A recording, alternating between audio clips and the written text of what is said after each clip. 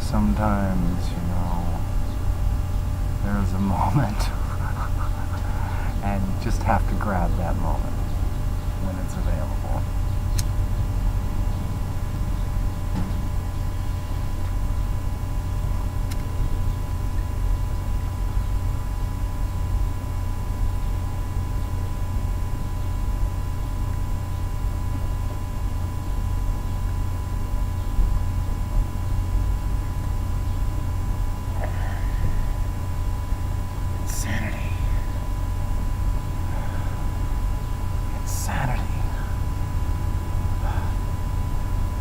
So close sometimes. Sometimes I feel like I'm really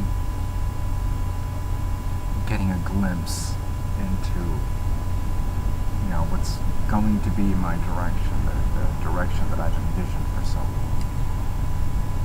But only a glimpse.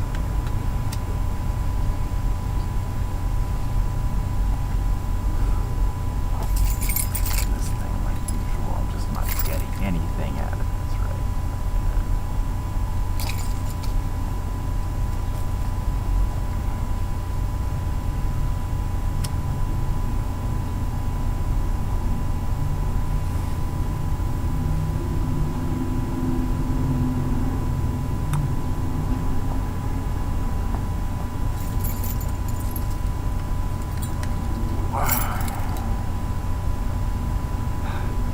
Very hard because for so long I wanted the opportunity, I wanted the freedom and so forth. And you know something, it can get really lonely when you're trying to do something that is totally original. Now it's not original to God, of course, but to me it is.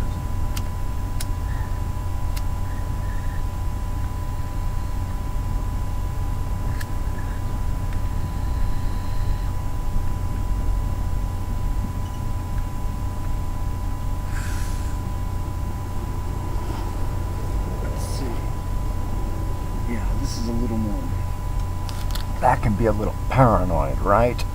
So I'll just come back to here.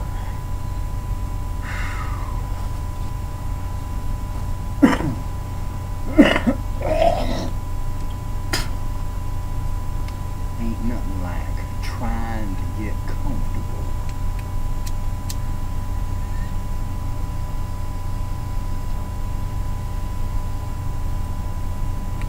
My life, right? This is really what I've come to. There's better. There has to be better. There is better out there. There is better available. There just plain is. There is. I know there is.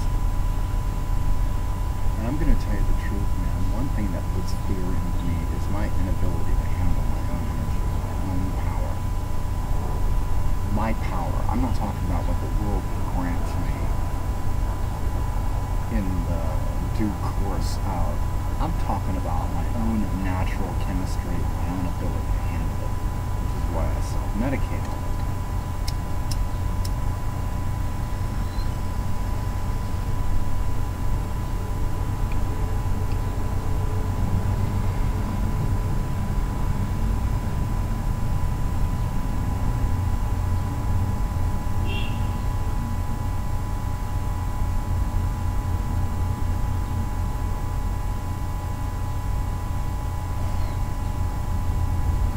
I'm gonna go get the mouse.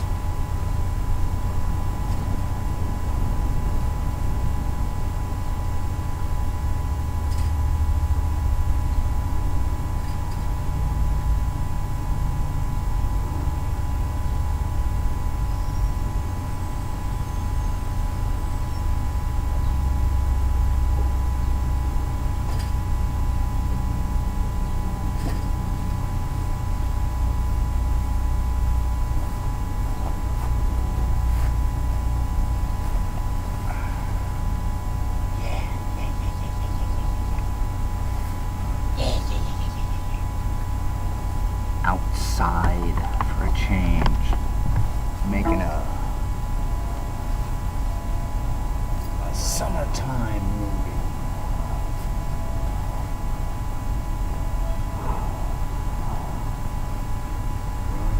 The only place I can find to be alone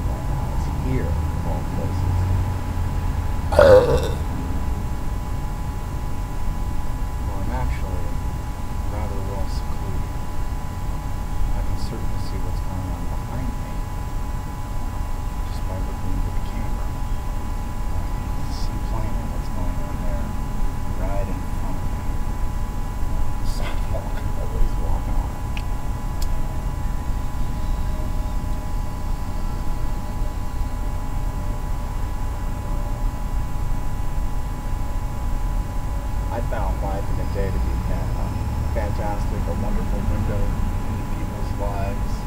Overall, a real sensing of just the everyday goodness in people. That is something that, for me, it's good to be reminded of from time to time. It's good to know that none of us are really alone. I don't. Can you hear me at all? Can you see me? Can you hear me? That's better. I think maybe everybody has a right to be seen and heard. Oh no. It's awfully bright out here. Yeah, that's better.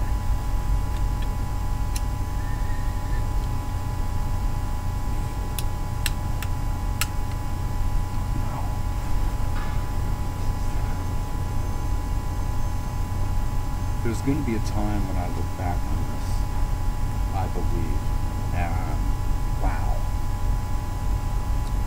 The summer of 2010, that's what this is. The summer of 2010, the hottest, longest, strangest, weirdest summer I've had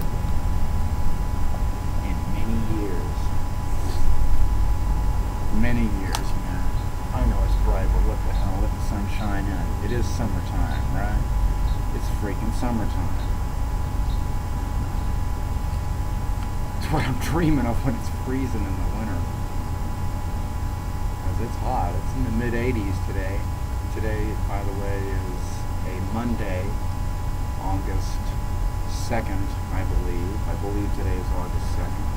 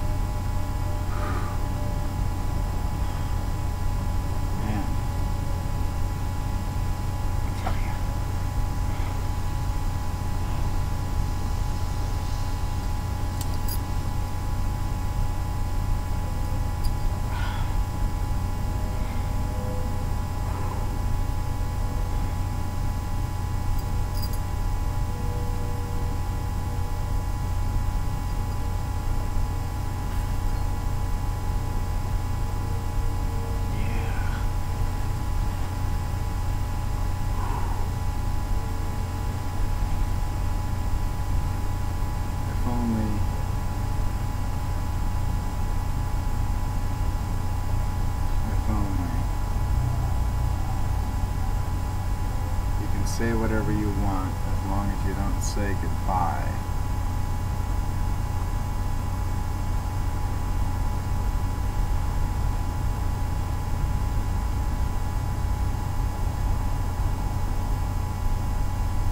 I don't want there to be so much sadness in the world. I don't.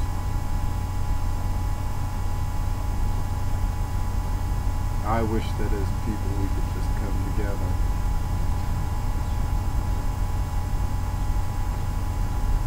This life is exhausting to me. Genuinely exhausting.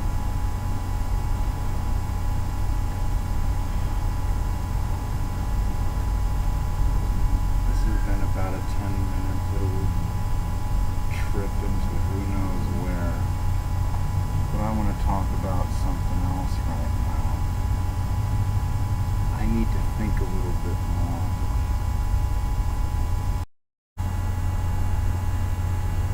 What is lacking is a general disbelief that any single one of us can make a difference. And what's needed is a crystal clear understanding that it's going to take every single one of us to make a difference if we are to strive to make the very best difference that we can, if we're to improve our situation, if we're to genuinely analyze our current global status quo and fairly and evenly evaluate exactly where we are, exactly what we're up against, exactly what the pros and the cons are in our ammunition arsenal. And I'm not talking about, I should say toolbox, actually, not ammunition arsenal. Let's just move along to a better idea and call that in our toolbox. Because even I need to get out of any type of mentality that is going to bring hindrance to the creative process. And just to be clear, anyone who says, yes, well, we have the struggle of good and evil in life, what about that process which creates destruction?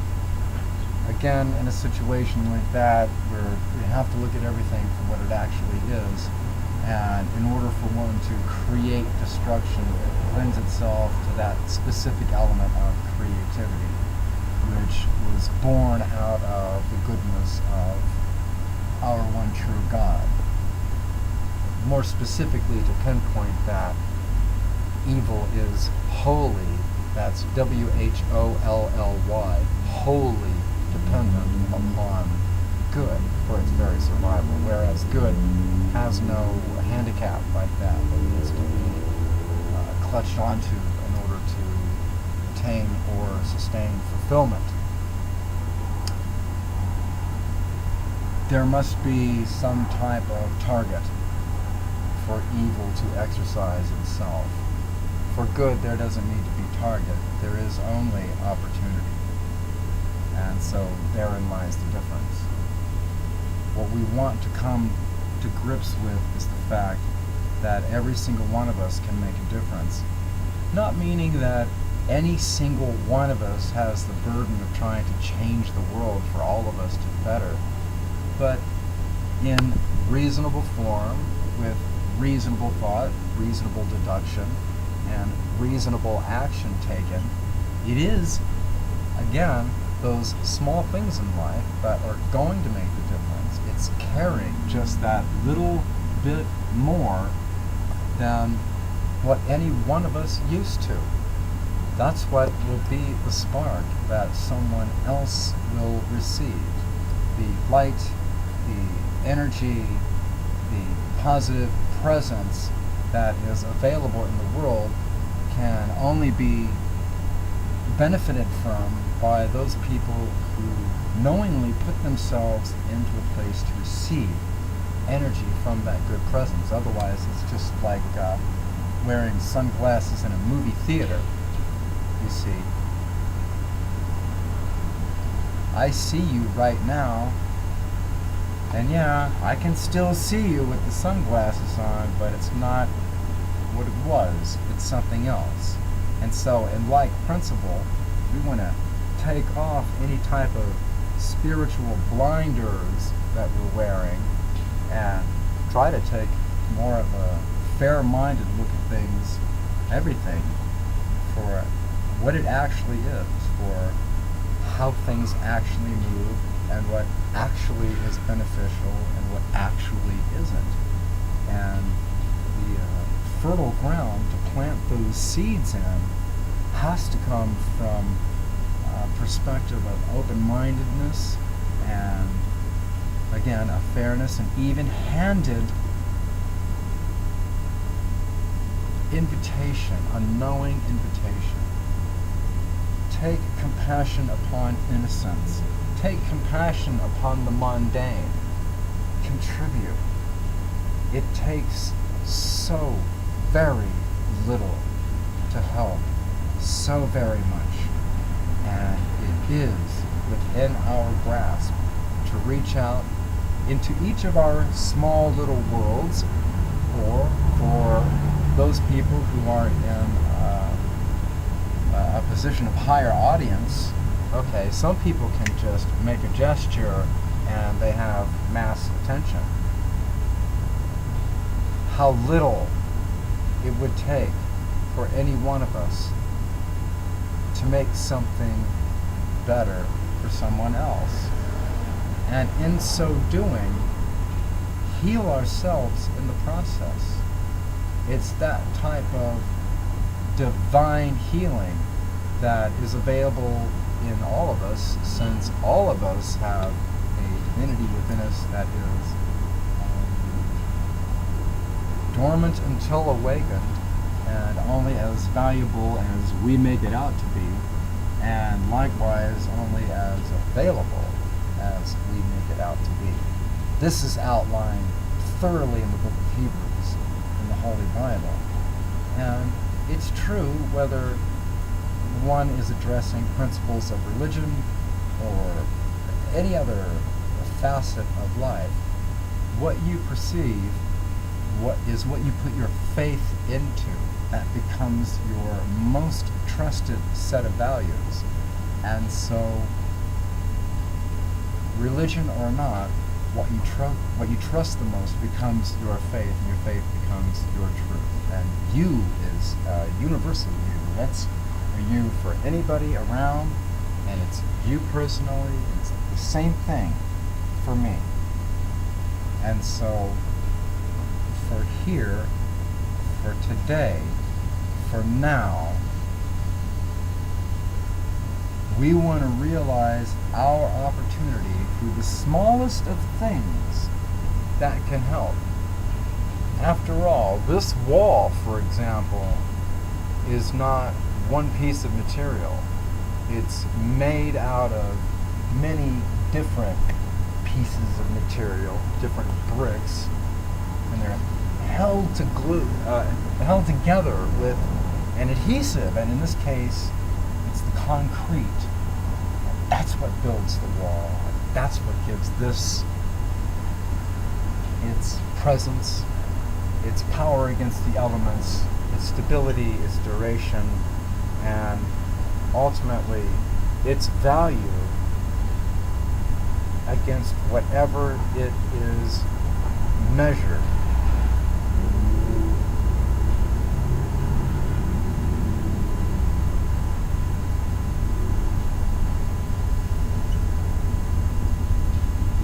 It's not too late. It's really not too late to begin now. It's never too late. Many people will agree with me that as long as you're alive, there is still hope. Still hope. And as long as we can reach each other and do something helpful, no matter how small, even if it's opening a door for someone who has their arms full, or picking something up off the ground that someone didn't know they dropped, or yeah, they dropped it, but they just can't reach it, whatever it might be, it genuinely is those very smallest things in life that make up every day that we live, every moment that we live, every year, every journey, and ultimately every lifetime.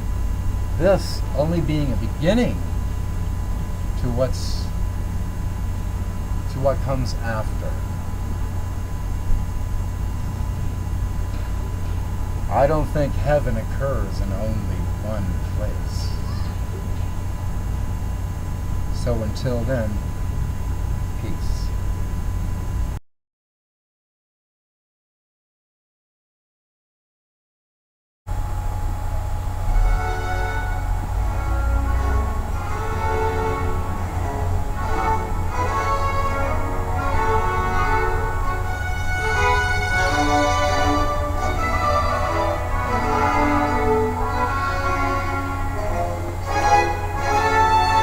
It is 6:20 a.m.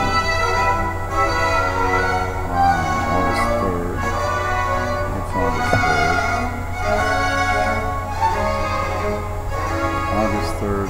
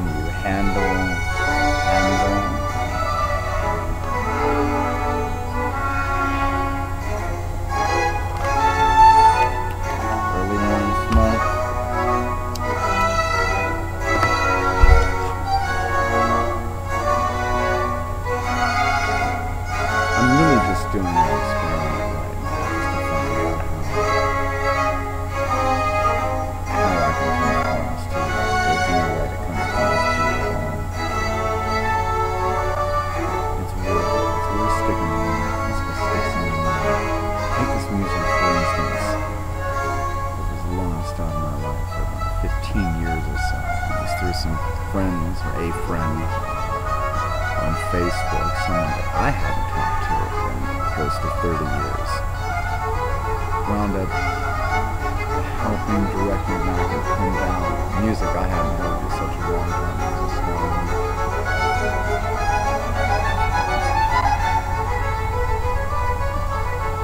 Just beautiful music. Can you hear that?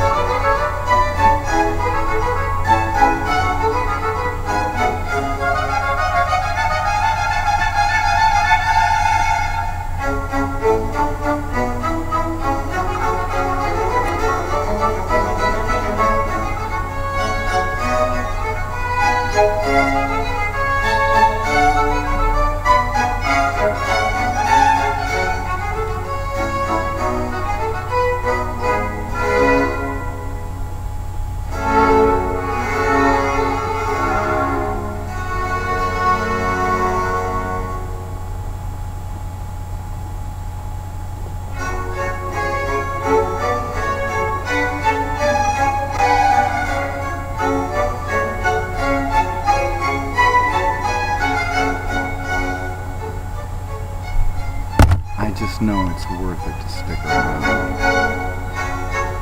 No matter what anybody says, no matter what it feels like, no matter what other people have or what you don't have. None of this has consciousness. Now, our beautiful flower here is alive. It doesn't have consciousness. And that's the key. Turn this off.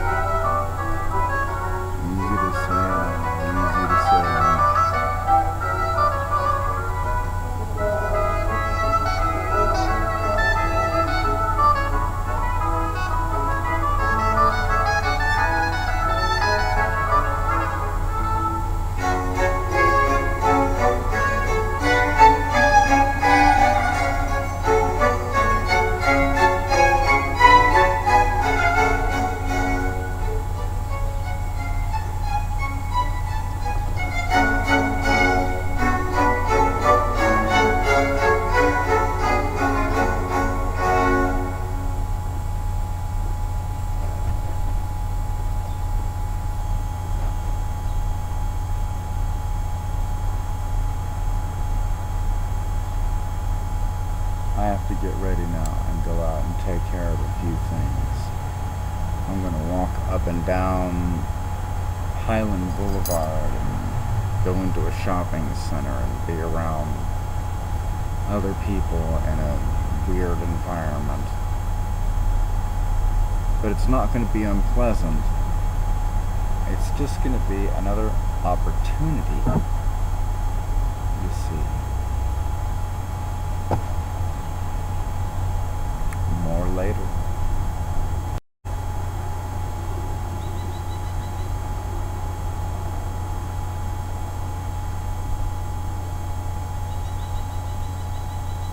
It's at times like these where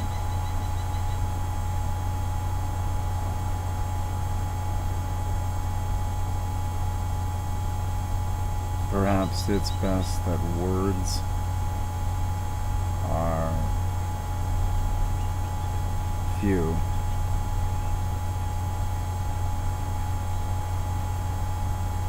But all around me, I'm surrounded with life and vegetation here, and a lovely flower here, and behind me, beautiful tree, and it's bright like that because the sun's coming up. It's 6:28 in the morning, and I'm here for the garden party. All the birds, they flutter and flurry and sing the most when the sun comes out.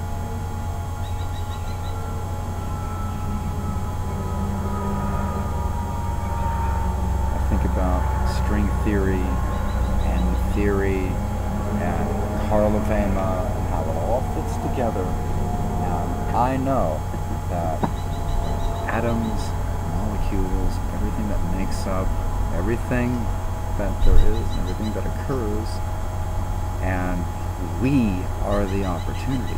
We are conscious. We have choice.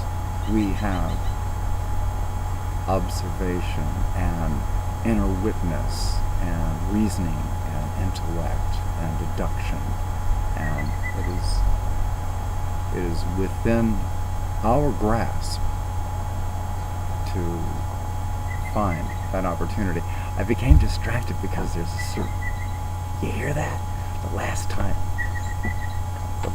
I was here, I heard that bird, except he was over there somewhere. This morning, he's up in that tree behind me. I was hoping this would happen. Listen.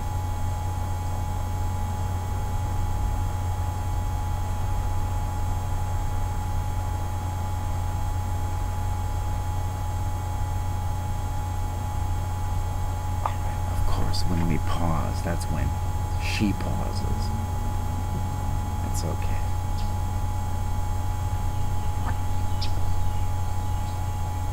A beautiful bird just flew up on the roof. Do you hear him?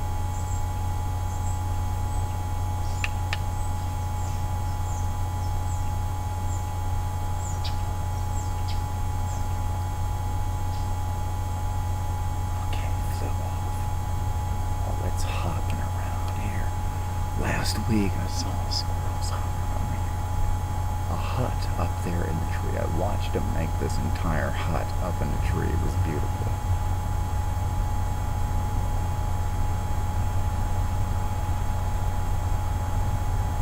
I think it will do everyone well to realize that what is happening in life, whenever it happens, it's happening right now. Right now is when it all comes together. Right now is when we observe. Right now is when we deduce, when we realize, if we can lend ourselves to that. But this is the opportunity. It's not just enough to be alive. It's not just enough to realize that death is the way out. For so many, this seems to be the illusion of an answer, but it's not.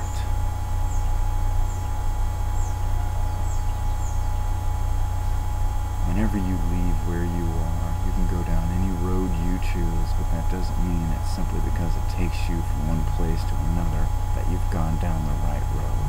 And some roads are a dead end. Life is the opportunity. Life, it is here in the body when we're alive that we have the senses to perceive. Why do you think the spirit world is so jealous of the living?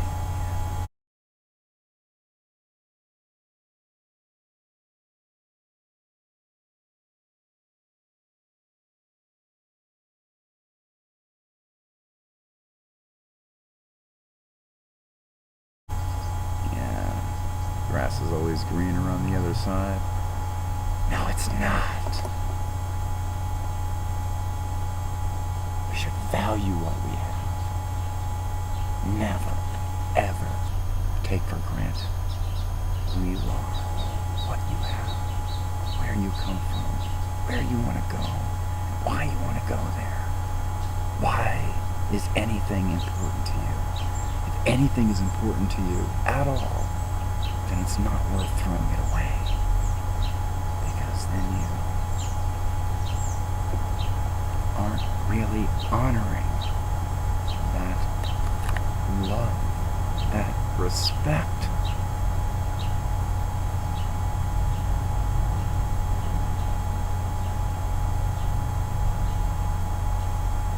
Loving God isn't about being at war. It's about surrendering to something better than conflict. We don't have to die to go from here to there.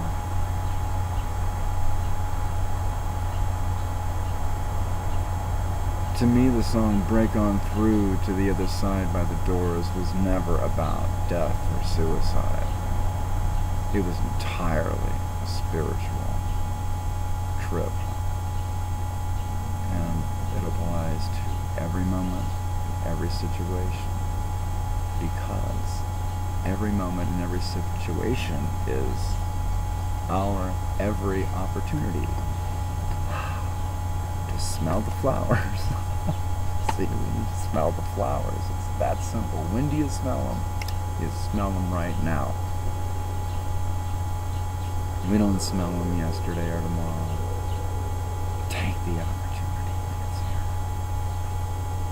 It takes so little to give so much to yourself, to everyone around you. It's when we celebrate the blessing of life that we bless others. It's when we misunderstand that blessing that it becomes a burden to ourselves and those around us. That is key. I don't want to be a burden to the people around me. I want to be a blessing to the people around me. And that is within my reach. Should that be what I pursue? Should that be what I believe, what I put my faith into, what my inner witness brings me down into? What makes me comfortable? What develops the character of who I am, how I perceive, how I deduce, how I calculate, how I determine my next move and why my next move is my next move. It's one thing to go through life and just kind of...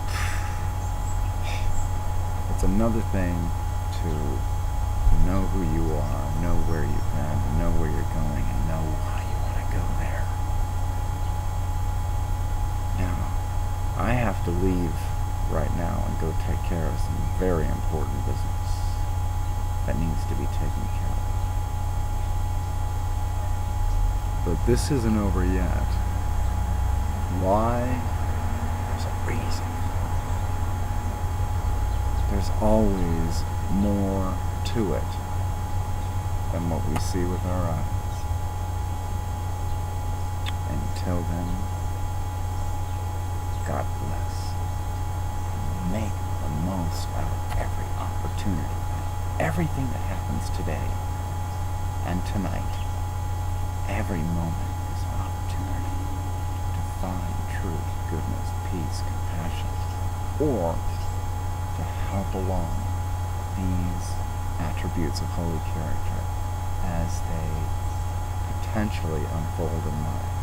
Because when you heal another person, if you do it properly, if you genuinely heal another person in any way, no matter how insignificant, you wind up reaping the benefits of developing a self-healing in the same process at the same time. What reward is there in healing only oneself?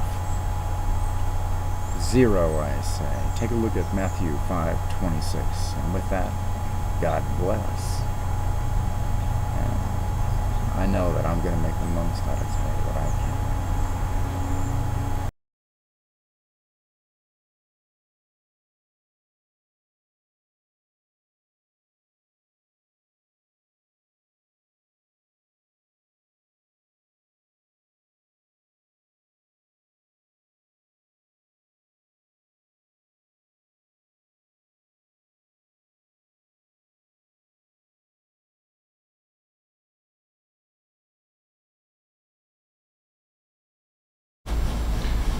There's no beating around the bush with this. Watch me give you an example. See this here? I'm gonna roll a cigarette right now while I discuss with you this situation. What I know about this situation is that I'm frustrated in life and I know that I can do better. And for anything else, I better come in closer because the air conditioner is on over there and it's making a lot of noise, and so I want to make sure I'm easily heard this time. Can you hear me? Can you hear me? Alright. Anyway.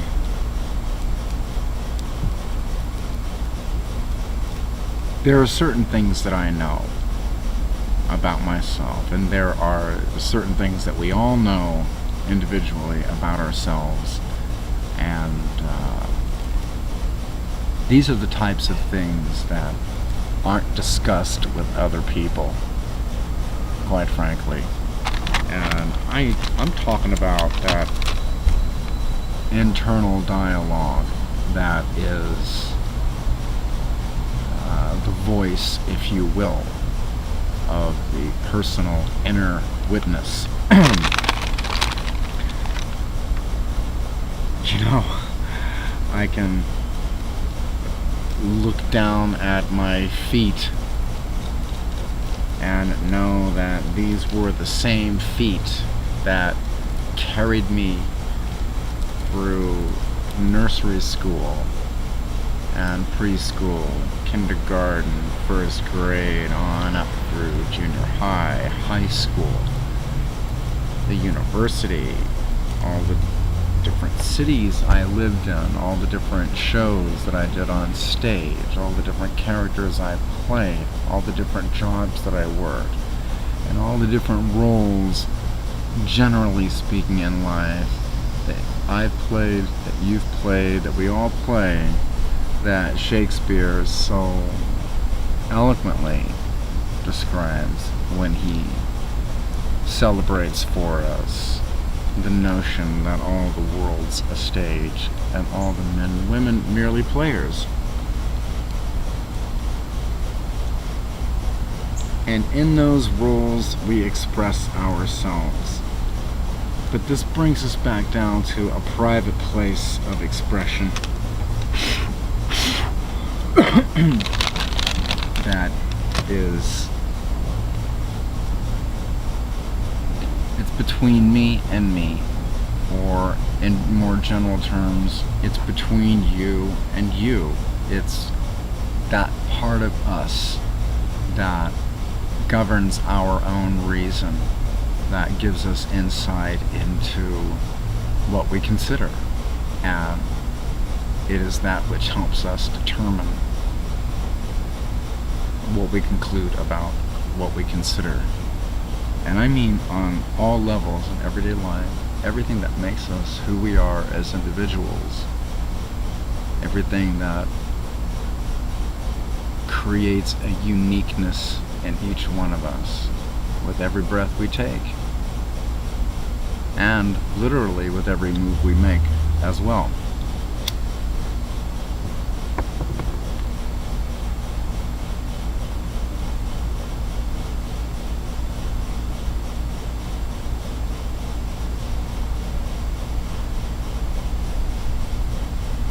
I don't always like what I consider in this internal dialogue, if that's what we want to call it. My private internal dialogue, and we all have it. For instance, we all have that voice of reason, that voice of justification, and that voice of judgment that, for our own individual peace of mind, calls the shots for us. It's what makes each of us who we are.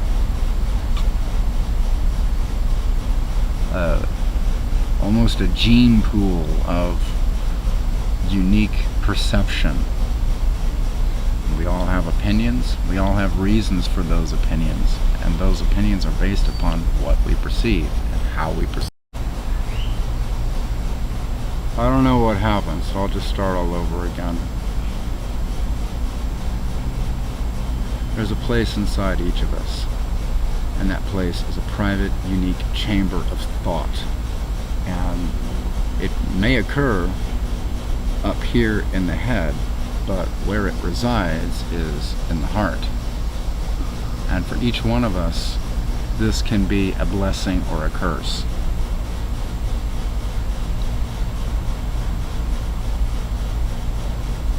I'm doing this today. I'm making this video confessional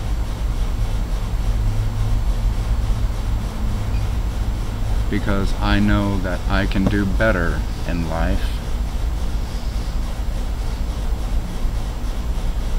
The older I get, the more I realize how much ultimately where I'm at in my life depends upon me. And the question of where am I can branch out into a huge variation of just what is meant by location. I think for right now, at this time in my life, location to me would have to be derived from concern over personal security with relationship to God, relationship to health, spiritual, physical, psychological, and a troubling need to unify body, soul, and mind in such a way as to harmonize myself to benefit with all circumstances that pass through me, because that's how I view it. We are alive, each of us. We are an energy, each one of us, and we move through the process of life.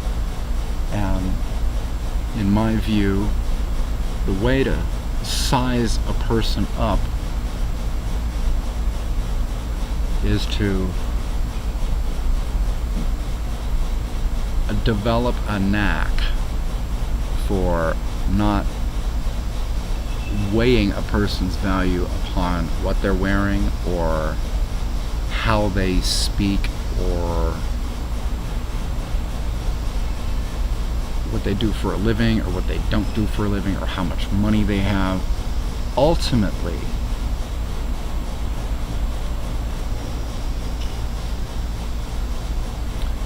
if you can imagine one soul here and one soul here, and we move in a direction through life, and as two particular energies either merge or pass by one another or create a circumstance where there is observable action, then a presence may be detected by any of the senses, by sight, smelling, all of them actually, if you want to get literal about it, all of the senses, sight, smelling, seeing, touching, and tasting, meaning those attributes which God gave us to experience life through, to recognize these energies in whatever form they take and whatever impact they either make at the time of observation or imply at the time of observation. And this is where wisdom comes into play. We all want to make the right decisions, and let's be honest with one another. Don't we, each of us, know when we're doing wrong?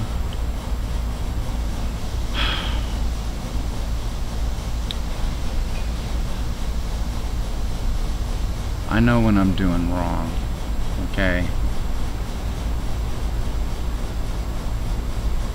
And I know I can do better than I have been. And this is what brings me to my personal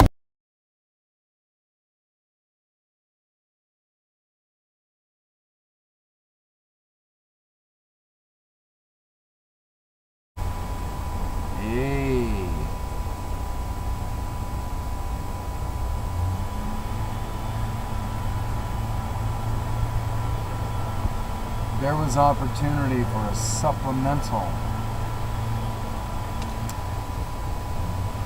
Look at that.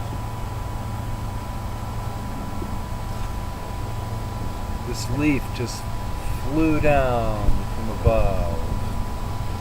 It's a bit windy out today. See?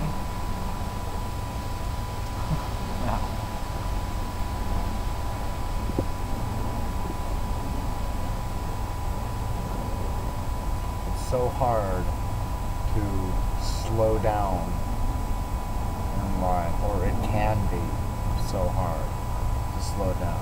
I'm not here to speak for other people, but for me,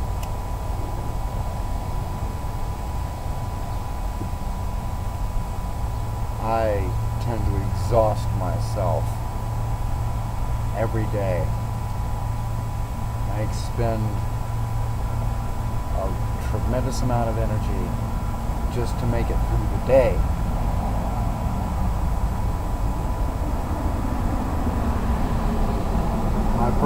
One of my personal problems has always been focusing that energy. I might have mentioned that somewhere before, I'm not certain.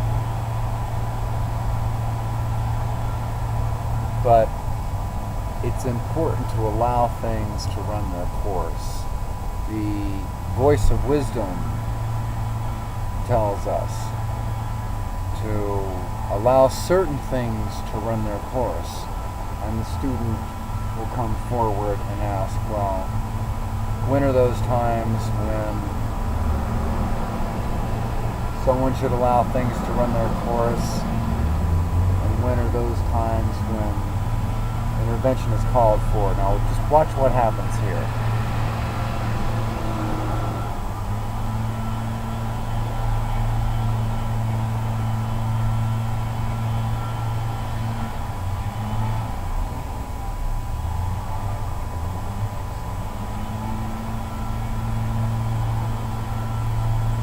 There is wisdom in asking.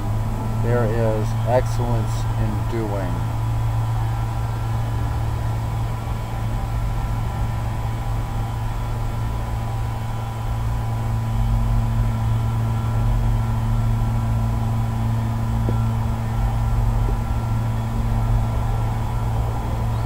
The more open a person's mind is, the greater the opportunity there is available.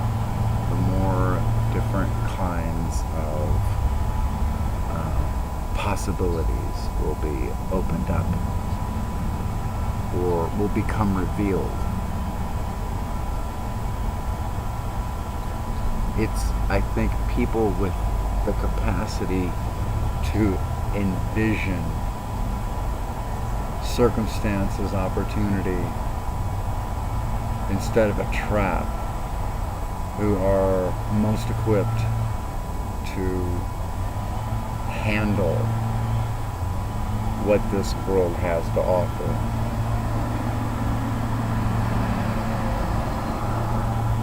And as we've seen time and time and time again, for some people, the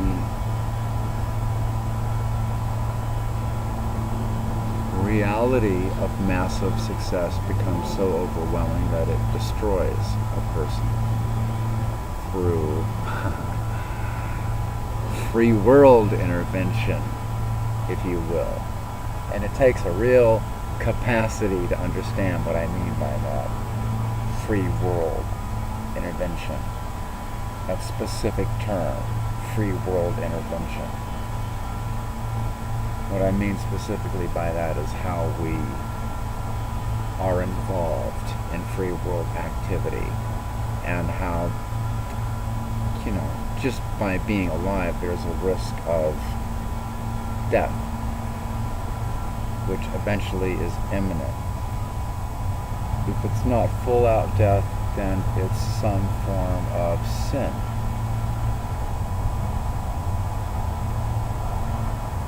Which is a cursing and a blessing. I would imagine from God's perspective, that's the only way anything could be offered. Otherwise, there's no perspective, there's no opportunity in it. In fact, Paul writes in the New Testament that anything and everything is available for him to use, but that it's at his discretion to use or get involved in with whomever or whatever, and to what degree, and specifically not to worry so much about that as long as what you're doing is under the guise of guidance from the Holy Spirit and blessing from God above.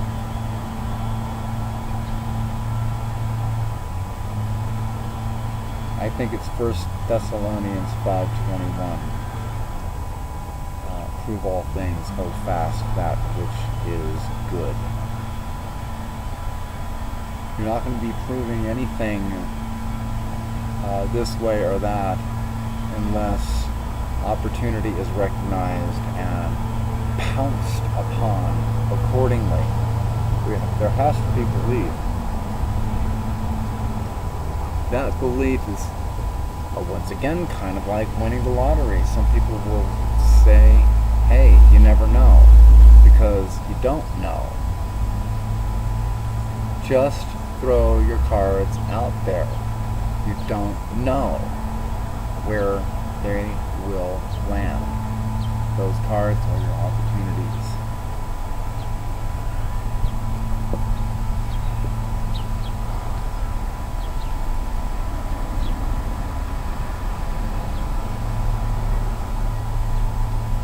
Some of those cards are dealt to us, and some of those cards we create. You see, sometimes circumstances create the cards with which we deal life. These cards are opportunities. There is an opportunity in every moment, in every single moment that we're alive, to recognize time, place, meaning, true value of each of these. And it's in the midst of recognizing time, place, and meaning that purpose in life is revealed. To ignore opportunity is to handicap oneself. And this is the message for today. Don't rush through your life,